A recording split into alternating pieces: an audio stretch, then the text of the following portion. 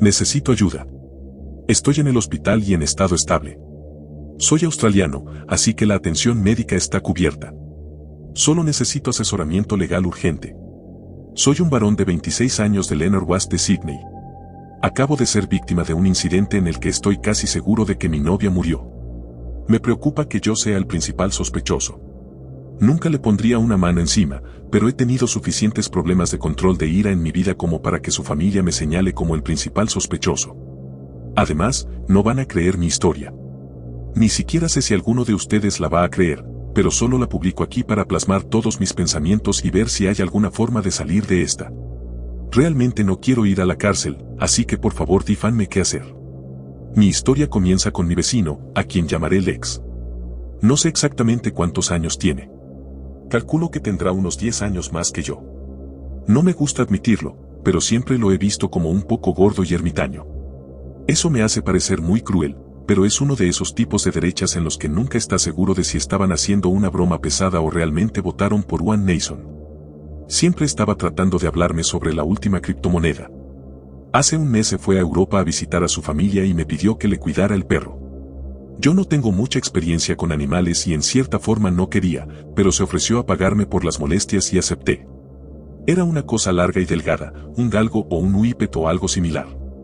Su nombre era Prometeo, de entre todas las cosas. Como dije, Lex es un tipo raro. Era muy tímido al principio y se alejaba cada vez que intentaba tocarlo.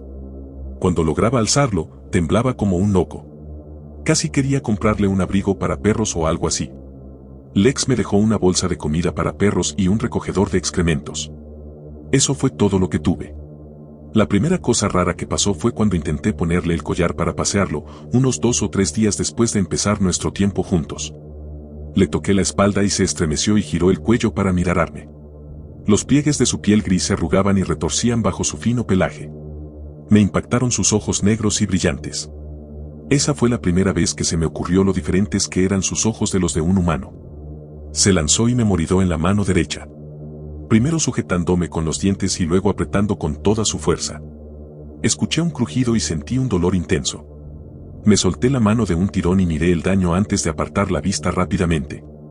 Soy un poco impresionable, así que cuando miré hacia abajo y vi blanco entre lo rojo, fue un esfuerzo no vomitar. Corrí hacia mis cosas de primeros auxilios bajo el fregadero y vendé la herida. Después de que pasó la adrenalina, descubrí que la lesión era mucho menos dolorosa de lo que había esperado a primera vista.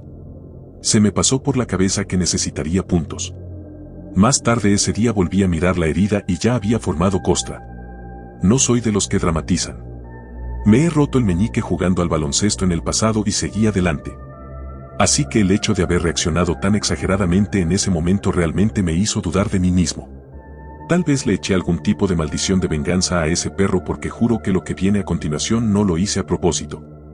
Necesito que me crean porque lo que hice fue el acto malvado arquetípico. Si hay alguna posibilidad de que crean que lo hice a propósito, perderán toda simpatía por mí. Siempre he tenido miedo de conducir. Odio el trance en el que tienes que ponerte para olvidar que estás en un objeto metálico masivo lanzado por la carretera a 100 km por hora. Odio que un movimiento en falso pueda matarte. Bueno, no tenía una razón para sentirme así hasta aproximadamente una semana después de que Lex se fuera, cuando entré en la entrada de casa y sentí un golpe bajo mi rueda delantera. La pobre cosa murió en el acto. Lo recogí y lo consolé. Sentí sus últimos alientos, pero no había tiempo para llevarlo al veterinario.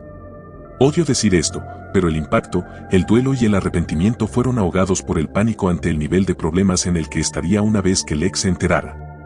Tengo la intención de trabajar esto en terapia si no voy a la cárcel, pero decidí mentir. Mi novia, a la que llamaremos Alison, vive en el North Shore. Ambas casas dan a parques nacionales, pero su parque tiene un arroyo que lleva al mar. Una de esas exuberantes selvas tropicales escondidas entre la expansión suburbana. Escondí el cuerpo allí, debajo de una gran roca cubierta con grandes hojas de helecho muertas de la zona. No tengo una pala, así que fue lo mejor que pude hacer. Con suerte, la lluvia arrastraría los restos al arroyo de abajo y hacia el mar. Planeé decirle a Lex que el perro se había escapado. No esperaba recibir el dinero, pero la negligencia era mejor que el homicidio cuando se trataba de quedar bien con él. Pensé que nunca habría hecho algo así si se hubiera tratado de un humano, cabe aclarar. En las semanas posteriores esperé ansiosamente a que Lex regresara. Practiqué mi discurso solemne en el espejo. ¿Cómo le daría la noticia? ¿Cómo me arrepentiría? Si él era indulgente, quizás lo llevaría a una barbacoa coreana y haríamos las paces. E incluso quizás nos haríamos amigos, o al menos mejores amigos que la cautelosa tolerancia que nos teníamos antes. Toda esta práctica fue en vano porque nunca volvió. Se suponía que estaría en Europa 2 semanas, me había dicho. Tal vez su viaje se había extendido. Estas cosas pasan. Yo no tenía su número de teléfono ni ninguna forma de contactarlo realmente. En las semanas transcurridas se me ocurrió que eso era algo que normalmente se le da a un cuidador de perros. Tal vez había planeado desaparecer.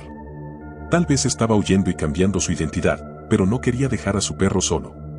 Si ese fuera el caso, entonces ya le había fallado, pero al menos nunca se enteraría. Decidí quitarme esas teorías descabelladas de la cabeza y operar bajo la suposición de que su aventura europea simplemente se había extendido por el tiempo que fuera y que podría volver en cualquier momento. Mejor prevenir que lamentar, después de todo. En estos días de espera me volví cada vez más paranoico. El lugar de mi mano donde el perro me había mordido se estaba hinchando. Pensé que se estaba formando un bulto en la carne entre el pulgar y el índice. Parecía casi una picadura de mosquito, roja y con relieve. Tal vez había sido una picadura de mosquito. Tal vez me había inventado todo el incidente. El bulto se sentía duro al tacto, como si un pequeño objeto rígido se estuviera formando dentro. Me impacientaba haciendo marcas en forma de X en el lugar con la uña del otro pulgar. Anoté mentalmente ir al hospital lo antes posible. ¿Has oído hablar del fenómeno Baader-Meinhof?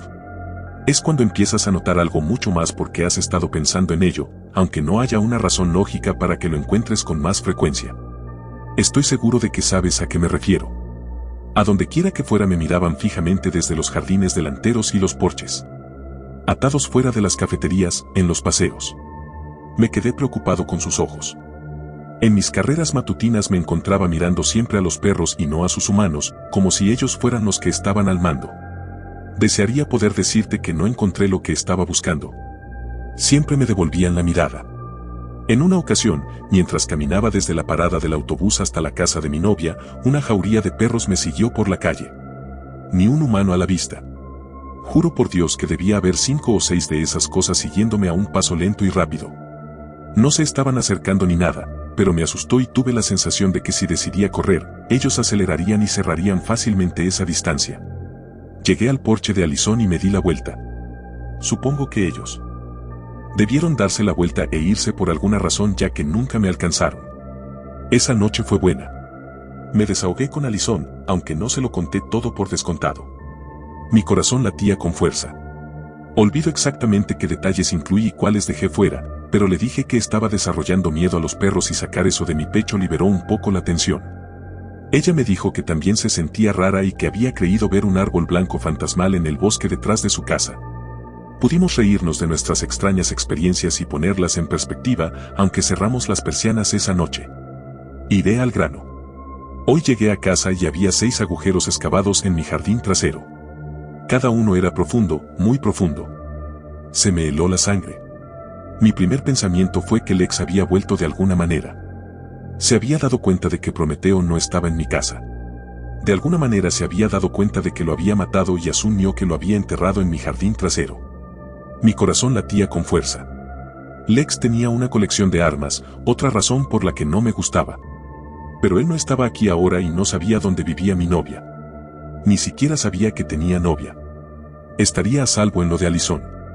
Cuando llegué allí, hice todo lo posible por mantener la calma y hacer pasar mi llegada como una visita sorpresa. Entré, la besé, tomamos una copa juntos y sentí que estaba haciendo un buen trabajo manteniendo la compostura. Mi mente corría para inventar una historia sobre por qué tenía que quedarme en su casa y qué haría con Lex. Y plan tras plan se derrumbaban como castillos de naipes antes de que decidiera contar la verdad. Antes de que pudiera hacerlo, sin embargo, ella sonrió y me dio un empujón en el hombro. Ah, y por cierto, me atrapaste con tu broma de hoy. Dijo. Me reí y le pregunté a qué se refería. Muy gracioso. No me estás asustando. No le creí. Le pregunté de nuevo. Ya sabes, tuvimos toda esa conversación sobre perros y enviaste a ese tipo con el disfraz de perro a mi trabajo para asustarme. Se quedó allí parado al otro lado de la calle mirando como por 1 hora. Fue realmente espeluznante. Lisa casi llama a la policía, pero luego recordé nuestra conversación y pensé que lo habías enviado tú. Lo enviaste tú, ¿verdad? Publicidad. Dije que no. Oh, eso es bueno en realidad. Estaba pensando que era ir demasiado lejos incluso para ti. Su voz se apagó cuando algo detrás de mí captó su atención. Me di la vuelta. Estábamos sentados en su sala que daba a la calle a través de una pared de vidrio. La calle estaba de color azul oscuro en la noche. La luz naranja profunda de la casa solo brillaba hacia afuera unos pocos metros. Sentado totalmente inmóvil en el porche, la punta de su larga nariz gris apenas iluminada por la casa, había un perro grande. Estaba demasiado oscuro para ver sus ojos. Qué raro, dijo ella mientras se disponía a levantarse.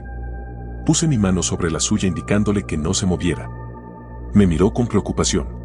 ¿Está cerrada esa puerta? Pregunté. Sabía que era estúpido y ella también lo sabía. Me lo hizo saber. No, no está cerrada. El perro no va a entrar, idiota. Se levantó y bajó los 3 escalones hasta el descanecillo para cerrar las persianas, ya que podía notar que estaba desconcertada. Tal vez yo no estaba proyectando tanta energía relajada como había pensado. Mientras tomaba el cordón entre sus dedos, el perro se puso de pie. Inclinó su cabeza gris hacia la luz naranja que salía de la ventana delantera. Sus ojos brillantes nos reflejaron la mirada mientras desplazaba su peso hacia adelante. Se apoyó en sus patas traseras y se levantó hasta quedar en una posición erguida, enrollándose hacia arriba y hacia atrás casi sin esfuerzo. Lo vimos entonces desde detrás del cristal. Una criatura antropomórfica no natural, más alta que nosotros dos, con piel gris flácida colgando de su delgada estructura. Sus grandes ojos vacíos mirando a través del cristal alrededor de la habitación, luego a Alison, luego a mí. Alison corrió de regreso hacia mí y me agarró del brazo, acercándome. Ninguno de los dos nos dijimos una palabra mientras el perro manipulaba el pomo de la puerta 3 o 4 veces. El mango dorado se hundió, luego volvió a su lugar con un golpe seco. La 5ª vez presionó hacia abajo, mantuvo el agarre y empujó. La puerta se abrió un poco y Alison y yo no perdimos tiempo. Corrimos fuera de la sala hacia la cocina. Alison corrió hacia la puerta trasera y se lanzó contra ella. A pesar del vecindario en el que estaba la casa, la puerta de la cocina de Alison tenía la mala costumbre de atascarse.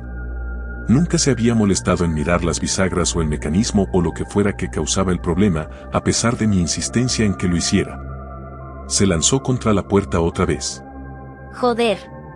Agarré uno de los cuchillos del soporte magnético sobre el fregadero. Era el que había visto al padre de Alison usar para abrir un pollo de un solo corte la Navidad pasada. Lo empuñé con mano temblorosa. Publicidad. ¿Qué coño es esa cosa? No lo sé. Dije. Era parcialmente cierto. Era mucho más grande de lo que Prometeo nunca fue. Alison se lanzó contra la puerta una vez más. Pude escuchar el golpe sordo y pesado de una silla siendo derribada en la sala. Estaba dentro. Alison se lanzó contra la puerta una última vez. Eso bastó. La puerta de la cocina se desatascó y ella tropezó hacia afuera al aire frío de la noche. Se dio la vuelta para hacerme señas y vi su rostro enrojecido envuelto en la oscuridad. El bosque detrás de ella completamente en tinieblas. Me giré para mirarla justo cuando un par de mandíbulas del tamaño de un coche pequeño descendieron desde arriba de ella y la levantaron. Estaban babosas, cubiertas de un fino pelaje blanco. Filas de dientes puntiagudos emergiendo de encías negras azabache. El primer mordisco fue suave, instrumental, solo hecho para sujetarla. El segundo fue el definitivo. Aparté la vista y su grito fue cortado rápidamente por un crujido que resonó por todo el vecindario.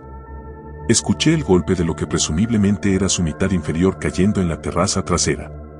Luego, congelado por el miedo, escuché los pasos con eco, profundos y tronantes, mientras la cosa con Alison en sus mandíbulas se alejaba hacia la selva tropical.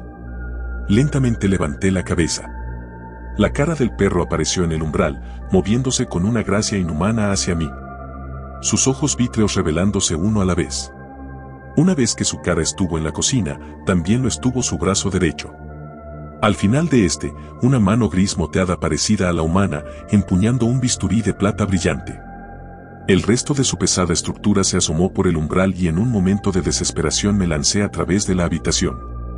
Clavé el cuchillo de cocina en su pierna y no me detuve a recuperarlo. Salí corriendo por las escaleras, resbalando una vez por mis calcetines. Me esforcé por levantarme mientras el perro se acercaba por detrás. En lo alto del descansillo entré en el dormitorio de Alison e intenté cerrar la puerta de golpe tras de mí. Fui demasiado lento. Se atascó en el marco de la puerta y la lucha terminó rápidamente. En la oscuridad del dormitorio de Alison no podía ver nada excepto al perro mientras se alzaba sobre mí, silueteado por la luz del pasillo. Lentamente y con una gracia balletística, el perro operó. Tomó mi mano como un príncipe apuesto arrodillándose para un beso. Mi mano derecha con el bulto. Colocó el bisturí en su ápice y lo hundió en mi carne hasta que sintió resistencia. Escoció, pero el pánico que me recorría atenuó el dolor lo suficiente. Cuando el bisturí se encontró con el objeto duro bajo mi piel, lo extrajo como una palanca con precisión y tomó la cosa en su otra mano, sosteniéndola hábilmente hacia la luz. Era un diente canino. El perro se fue rápidamente y sin alboroto, como un obrero después de un trabajo bien hecho o como Papá Noel. Miré mi mano. La herida era profunda y deformada, abriéndose como una flor de loto. Mi pulgar colgaba balanceándose suavemente de lado a lado. No sentía dolor. Ahora estoy en el hospital con un montón de analgésicos y no sé qué hacer. No sé cómo probar lo que pasó. Ni siquiera estoy seguro de que haya pasado debido a mi historial personal. Estoy muy preocupado de que me condenen por algo que no hice. Por favor, ayuda. Se agradece cualquier consejo.